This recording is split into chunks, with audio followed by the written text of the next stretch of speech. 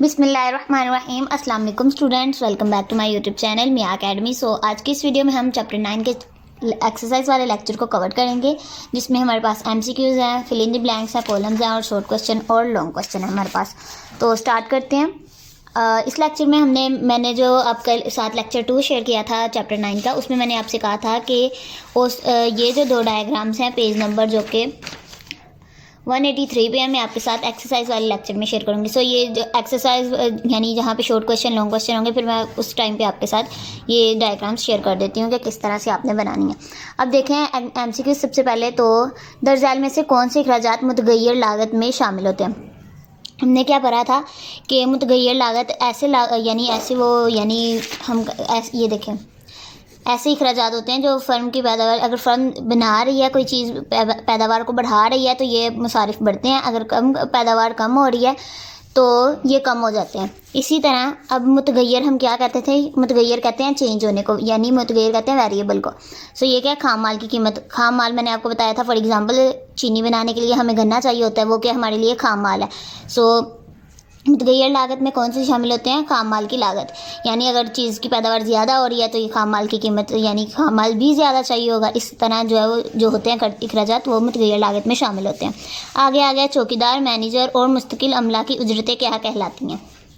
अब इनकी ये अगर आपने लेक्चर 1 और लेक्चर 2 लिया तो आपको ये मैंने आपके साथ क्लियरली डिस्कस किया हुआ है कि ज़िमनी लागत कहते हैं। आगे अगर इस लेक्चर को देखने से पहले अगर आपने लेक्चर 1 और लेक्चर 2 नहीं देखा चैप्टर 9 का, सो आप वो देख सकते हैं। आगे हमारा किसी शय की एक जायद इकाई पैदा करने से कुल लागत में जो इजाफा हो, तो ये हमने पढ़ा था मुक्तम मुसारिफ, यानी हर इकाई से हासिल होने वाला फ़ायदा क्या कहलाता है, मुक्तम फ़ायदा। सो यहाँ पे एक जायद इकाई पैदा करने से कुल लागत में जो इजाफा हो तो वो क्या कहलाता है, मुक्तम मुसारिफ। आगे अरसा कलील के खतूत में अमूमी तौर पर ये अरसा कलील का जो खत होता है, मैंने आपको पहले भी बताया था, यू शेप का होता है, यू शक्ल का होता है, यानी पैराबोला होता है। सो आगे देखें, ये देखें मैंने आपको पहले बताया था कि यू शेप का होता है, ठीक है। आगे मुअय्यन और मुतगय्यर मुसारिफ का हासिल जमा, यानी मुअय्यन मुसारिफ को और मुतगय्यर मुसारिफ को जब हम जमा कर लेते हैं तो वो क्या होते हैं, हमारे कुल मुसारिफ होते हैं। आगे फिल इन द ब्लैंक्स को भी आपने एज ए MCQs ही प्रिपेयर करना है, क्योंकि फिल इन द ब्लैंक्स भी आपको पेपर में MCQs के तौर पर आ जाती हैं। सो देखें, डैश वो अखराजात होते हैं जो आदिर को हर हाल में सिफर पैदावार पर भी बर्दाश्त करने पड़ते हैं, यानी अगर फर्म बंद भी है ना तो फिर भी जो है वो अखराजात बर्दाश्त करना ही पड़ते हैं। यानी फर्म मतलब कि कोई चीज़ नहीं भी बन रही फिर भी आपको जो मुसारिफ बर्दाश्त करने पड़ते हैं वो होते हैं फिक्स्ड मुसारिफ, यानी मुअय्यन मुसारिफ। आगे मुतगय्यर लागत को हम क्या कहते हैं, मुतगय्यर लागत को हम मुकद्दम लागत भी कहते हैं। अगर आपने लेक्चर नंबर 1 लिया हो तो उसमें मैंने आपको जो है वो पहले ही हाईलाइट करवा दिया था। ये देखें, मुतगय्यर मुसारिफ को हम मुकद्दम लागत भी कहते हैं। अगर आपने लेक्चर 1 और लेक्चर 2 लिया हो, इस चैप्टर के सिर्फ 2 ही लेक्चर थे, सो आपके लिए ये MCQs एक्सरसाइज वगैरह बहुत ईजी होंगे। अब अरसा तवील का औसत मुसारिफ का खत क्या होता है, तश्तरी नुमा होता है, यानी डिश शेप्ड का होता है। ये भी मैंने आपके साथ जो है वो आपको मार्क करवाया था, पेज नंबर 185 पे देखें, ये देखें तश्तरी नुमा यानी डिश शेप होता है, पेज नंबर 185 पे है। आगे देखें, अरसा तवील में तमाम मुसारिफ पैदाइश क्या होते हैं, मुतगय्यर बन जाते हैं। डैश का खत हमेशा औसत मुसारिफ के खत को पस्त तरीन नुक्ते पर किता करता है, ये मुक्तम मुसारिफ का होता है। ये मैं आपको जो 2 डायग्राम शॉर्ट क्वेश्चन या लॉन्ग क्वेश्चन में समझाऊंगी ना आगे जाके, वो इसमें जो है वो MCQs आपका ये क्लियर हो जाएगा। आगे ये आपके कॉलम्स हैं, कॉलम्स आप देख लें। फॉर एग्जांपल ये फर्स्ट वाला जो है पैदावार की फ़ी इकाई, यहाँ से आपने 4th नंबर पे जाना है, औसत मुसारिफ, इसको आपने फर्स्ट को औसत मुसारिफ से मिला देना। ये जो कॉलम्स हैं ना ये भी एज MCQs आपको आ सकते हैं, सो ये आप प्रिपेयर कर लें। फिर भी कोई कन्फ्यूजन हो सो यू कैन कमेंट में, आपके कमेंट्स करके मुझे बहुत अच्छा लगता है। हर वीडियो के नीचे जो है लाजमी एक कमेंट करके जाया करिए, ठीक है। आगे देखें, हमारे शॉर्ट क्वेश्चन आ जाते हैं। इस चैप्टर के सिर्फ 5 शॉर्ट क्वेश्चन हैं और 5 लॉन्ग हैं। ये इस चैप्टर को हमने लॉन्ग के लिए प्रिपेयर नहीं करना, क्योंकि इस चैप्टर में से अक्सर जो है वो यानी 90% चांसेस होते हैं कि लॉन्ग नहीं आएगा। सो आपने इसको जो है इस चैप्टर को आपने एज अ शॉर्ट क्वेश्चन ही प्रिपेयर करना है। अब देखें, मुसारिफ पैदाइश से क्या मुराद है। मुसारिफ पैदाइश आपका पेज नंबर 179 पे बन जाएगा, यहाँ पे ये मुसारिफ पैदाइश की डेफिनेशन है। सो ये आप कर लें, साथ में 2-3 एग्जांपल दे दें तो ये आपका क्वेश्चन जो प्रिपेयर हो जाएगा। आगे मुअय्यन और मुतगय्यर मुसारिफ की तारीफ लिखें। ये आपको डिफरेंस में भी आ सकते हैं, ये मुअय्यन और मुतगय्यर मुसारिफ में क्या फ़र्क है। सो आपने इस क्वेश्चन को आपने लाइन लगा के, अगर तारीफ पूछी है तो आपने अलग अलग एक्सप्लेन करना है, अगर डिफरेंस पूछा है यानी फ़र्क पूछा है तो आपने दरमियान में लाइन लगा कर फिर जो है वो इसको एक्सप्लेन करना है, ठीक है। ये मैं आपके साथ इंशाल्लाह पेपर प्रेजेंटेशन की वीडियो जो है बहुत जल्द शेयर कर दूँगी। पेज नंबर 179 या 180 पे है इसका आंसर। सो देखें 179 पे आपको मुअय्यन मसारिफ़ की डेफिनेशन मिल जाएगी। इसके आगे आपने ये 500 पॉइंट्स भी ज़रूर लिखने हैं। अगर अलग अलग आए तो भी 500 पॉइंट्स लिखने हैं, अगर इकट्ठा फ़र्क में आ जाए फिर भी आपने जो है वो 500 पॉइंट ही लिखने हैं। ये नीचे वाले पॉइंट्स आपने लाजमी लिखने हैं, मुतगय्यर मसारिफ़ के और मुअय्यन मसारिफ़ के। आगे अरसा कलील से क्या मुराद है, ये आपका पेज नंबर 179 पे भी है। यहाँ पे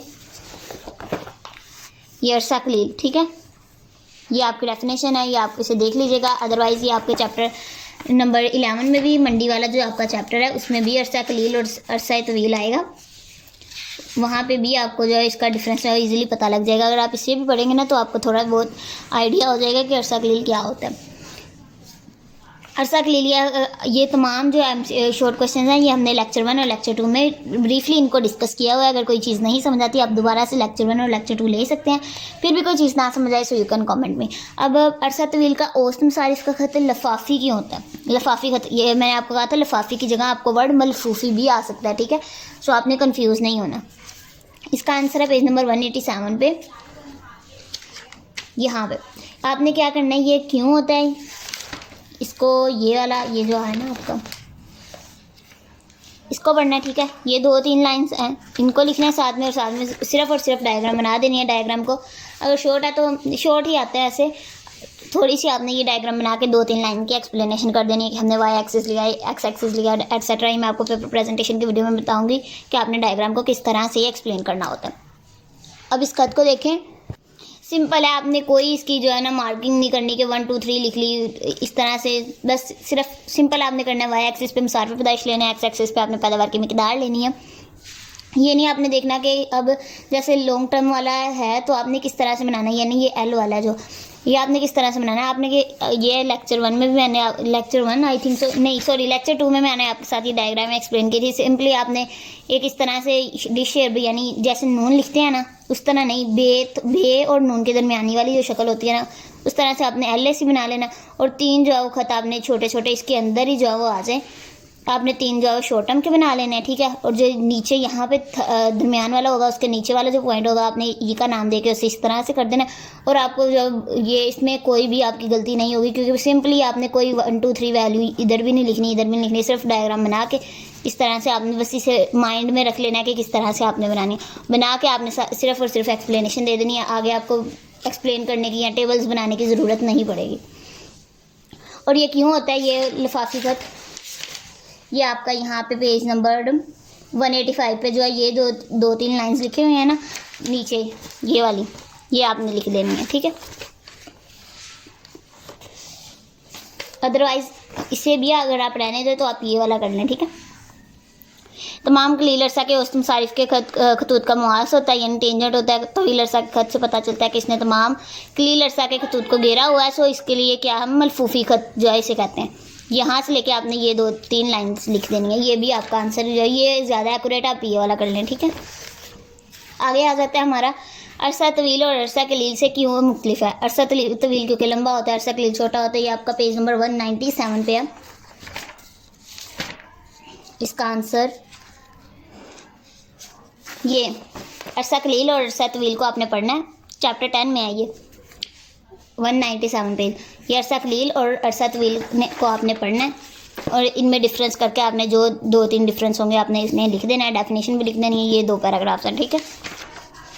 आगे हमारे क्वेश्चन आ जाते हैं लॉन्ग क्या हमने नहीं सिर्फ शॉर्ट के लिए ही प्रिपेयर करना है। सो देखें मुसारिफ़ पैदाइश से क्या मुराद है, ये हमारी फर्स्ट ये वाली डेफिनेशन होगी। उसके बाद मुअय्यन और मुतगय्यर मसारिफ़ में फ़र्क, ये आपको मैं कह रही थी शॉर्ट क्वेश्चन में आ सकता है। सो यही वही है मुअय्यन और मुतगय्यर मसारिफ़ वाला, ठीक है। ये वाला मुअय्यन और मुतगय्यर मसारिफ़। आगे मुख्तम और औसत लागत की वजाहत करें। इनमें बाहमी ताल्लुक़ अरसा कलील के औसत मसारिफ़, इनमें दोनों को खतूत को किस तरह से किया जाता है बाहमी ताल्लुक़। ये अब देखें पेज नंबर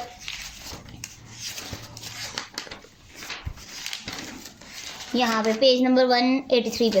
ये मैंने आपसे कहा था कि 2 डायग्राम्स मैं आपको एक्सप्लेन करके बता दूंगी। सो ये देखें आपने क्या करना है, ये नहीं कि आपने ये इन वैल्यूज़ को याद करना है कि ये वैल्यूज़ कहाँ से आई हैं, ये वैल्यूज़ कहाँ से आई हैं। आपने सिंपली क्या करना है, ये आपका इतना बड़ा जो है था ना पेज नंबर 182 पे, आपने इसको टेबल को याद नहीं करना है, सिर्फ आपने शॉर्ट के लिए इस चैप्टर को प्रिपेयर करना है। सो देखें फर्स्टली आपने क्या करना है, TFC एक पॉइंट यहाँ पे अगर आपका 1 है तो यहाँ पे 2 आएगा ना, तो 2 पे आपने रैंडमली लाइन लगा देनी है सीधी, ठीक है, और इसे TFC का नाम दे देना है, यानी टोटल। यहाँ पे अगर आप देखें इस पैराग्राफ को पूरा पढ़ेंगे ना तो आपको ये डायग्राम समझ आ जाएंगी। सिर्फ आपने क्या करना है, इस खत को इस तरह से सीधा बना देना है। TC वाले को कुल मुसारिफ का खत यानी टोटल कॉस्ट को आपने इस तरह से बना देना है, ठीक है। ऊपर बनाना है टोटल कॉस्ट को, नीचे जो है मुतगय्यर मुसारिफ को बनाना है, ठीक है। क्योंकि कुल मुसारिफ जो है मुतगय्यर और मुअय्यन मुसारिफ का एक जो हासिल जमा होता है ना, इसलिए इसकी वैल्यूज़ जो ज़्यादा आएंगी, इसलिए आपने कुल मुसारिफ का खत ऊपर बनाना है, मुतगय्यर मुसारिफ का खत नीचे बना देना है। सिंपली ये आपकी बन गई। उसके बाद ये क्या आपने करना है, हम चैप्टर 10 में पढ़ेंगे कि ये देखें चैप्टर 10 में आपके पास 4 डायग्राम्स ऐसी आती है जो लॉन्ग क्वेश्चन में भी आ जाती है। पेज नंबर अगर आप 202 पे भी देखें, ये 201 पे भी है डायग्राम, 203 पे भी है। इस तरह की इसमें देखें कि AC जो है वो ऊपर होता है ABC के नीचे। इसमें हम ब्रीफली डिस्कस करेंगे कि क्यों होता है। सो अभी आपने फिर जो है सिंपली ये देख लेना है, AC का खत जो है ये देखें ATC टोटल कॉस्ट, यानी इसको आपने सबसे ऊपर बनाना है। उसके बाद औसत मुसारिफ का खत यानी AFC है जो, उसको भी नीचे बनाना है। औसत मुतगय्यर मुसारिफ को भी नीचे बनाना है, क्योंकि टोटल वाला जो है वो इन दोनों का जमा होता है, ठीक है। इन दोनों को बना दिया। जो मुख्तम मुसारिफ का होता है ये नीचे, पहले नीचे होता है, फिर एक पॉइंट पे ATC को कट करेगा, फिर बाद में ऊपर चले जाएगा, ATC के भी ऊपर चले जाएगा। सिर्फ आपने ये डिफरेंस याद रखना, ठीक है। ये देखें आपने ये एक डायग्राम बनानी है, ठीक है। X एक्सिस ले लिए, Y एक्सिस ले लिए। ATC का खत पहले बनाया, फिर बाद में AFC का यानी फिक्स का, फिर बाद में वेरिएबल वाले का। MC का आपने खत सबसे पहले नीचे बनाना है और उसके बाद सबसे ऊपर लेके जाना है, ठीक है इसे। सो ये आपकी ये वाली डायग्राम भी हो गई। फिर भी कोई चीज़ ना समझ आए सो यू कैन कमेंट भी, आपके कमेंट्स पढ़ के मुझे बहुत अच्छा लगता है। चैनल की कम्युनिटी में ज़रूर विजिट किया करें। उम्मीद है कि आज का लेक्चर आपको पसंद आया होगा। अगर पसंद आया तो वीडियो को लाइक करें, अपने दोस्तों के साथ शेयर करें, चैनल को ज़रूर सब्सक्राइब करें। दुआओं में याद रखिएगा। टेक केयर, अल्लाह हाफिज़।